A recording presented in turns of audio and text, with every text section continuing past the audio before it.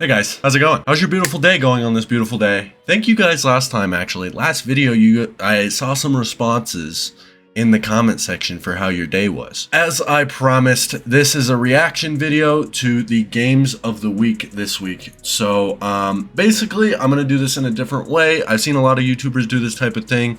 I'm technically stealing the idea, so sue me. This is how I'm gonna do it. I'm gonna have 3 disappointments for the week and 3 surprises for the week every single week, and I'll try and talk about some other things like just miscellaneous stuff throughout the video as well. But mostly I'm just going to be talking about my disappointments and surprises for the week. The title of the video is I have some apologies, because I have some massive apologies to some players and to some teams, and we're gonna start off with one of our surprises of the week. I have the Saints absolutely taking care of the Cowboys. Now this was I said the Cowboys were gonna beat this team. I said the Saints were nothing. I said Derek Carr was nothing. I am sorry. Okay, I want to specifically say, to start off with, I am sorry to Derek Carr. I underestimated Derek Carr. Okay, in this game, he threw for 11 for 16, 243 yards, 2 touchdowns, and an interception. The interception wasn't too bad. I need to apologize to Derek Carr and the Saints. I had no idea. I had no idea you guys were going to be this good this year, and hopefully you guys can keep it up. The Cowboys are due for one of these atrocious losses every single season, so I'm not going to look too far into it. Well, I am going to look too far into it, because the fact of the matter, last week I thought the Saints, hey, they beat the Panthers, that's nothing. I am sorry sincerely. Rashid Shaheed had a good game for four catches, 96 yards, and a touchdown. And Alvin Kamara, who I thought was washed, 20 carries, 115 yards, and 3 touchdowns. And he also had he had a receiving touchdown that was like a 57-yarder.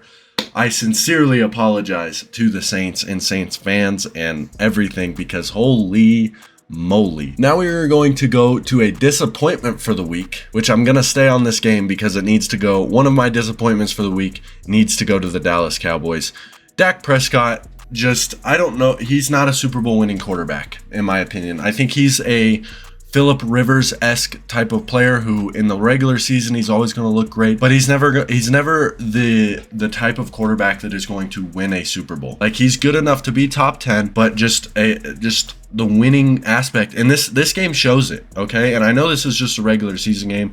It's not a playoff game, and it's only the second game of the season. But I am really disappointed in Derek Carr's performance here. He threw some bad passes, some bad picks.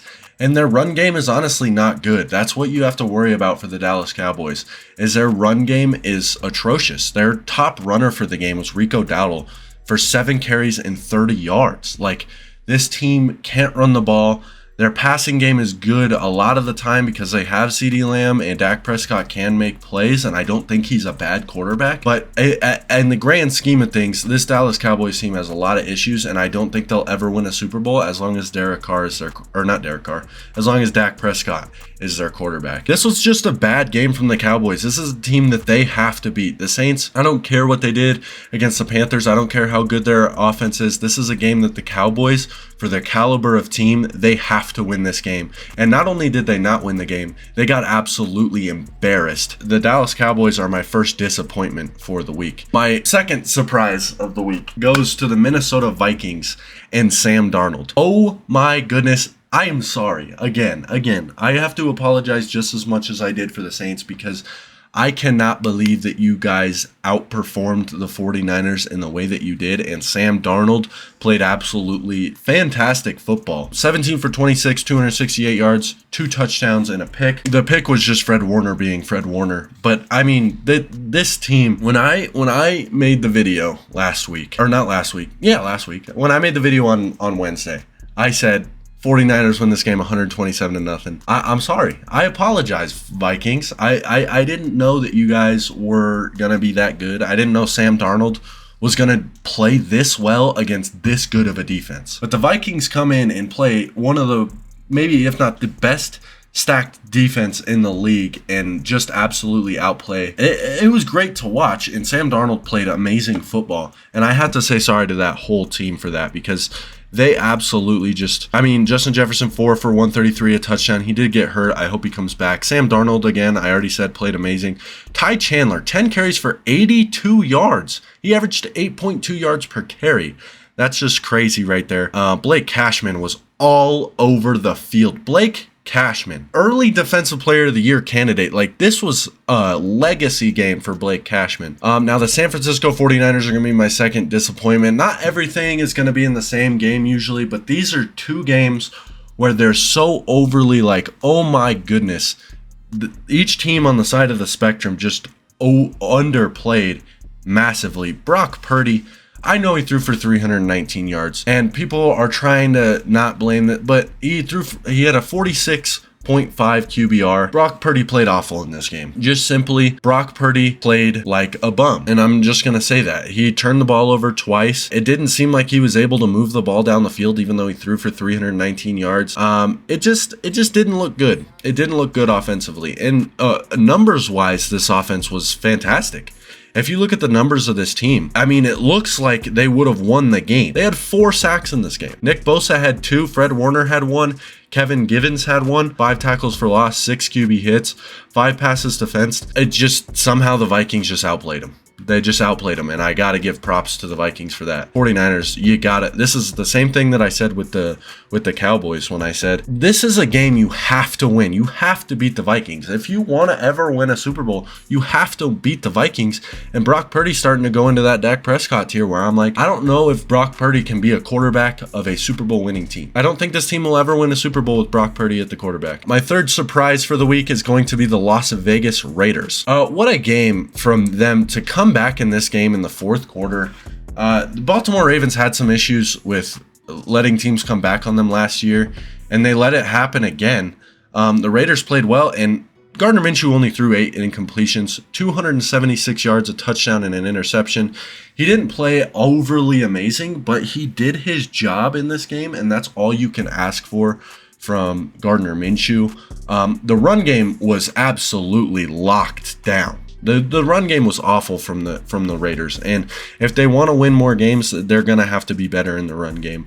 But Devontae Adams had a great game. Brock Bowers was beautiful. Brock Bowers looked amazing. But these top 2 guys really carried this team, especially down the stretch when they were trying to go down, when they were down 10 and they had to score all those points to win the game. These 2 guys showed up big time. And in the final quarter, this defense played fantastically. They played exactly how they were needed to play. 5 tackles for loss, 2 sacks. They had 7 passes defense, 2 QB hits. A good defensive effort, especially in that fourth quarter, to stop the Ravens to get a win. And the Ravens they're not going to be a disappointment for the week, but the Ravens really need to pick up the pace immediately, because that division is the hardest division in football, in my opinion.